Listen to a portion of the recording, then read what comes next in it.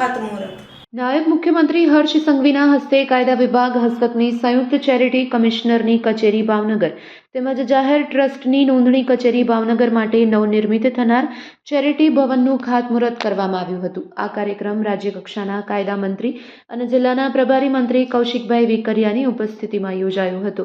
નવનિર્મિત charity ભવનથી charity commissioner કચેરી અને જાહેર ટ્રસ્ટની નોંધણી સંબંધિત કામગીરી વધુ સુવિધાસભર અને સુવ્યવસ્થિત બનશે. આ કચેરી ખાતે જોઈન્ટ ચેરિટી કમિશનરની કોર્ટ કચેરી તથા ચેમ્બર, બાર રૂમ, નાયબ ચેરિટી કમિશનર અધિકારીની chamber, court room, staff room, record room, bar room સહિતની સુવિધાઓ હશે.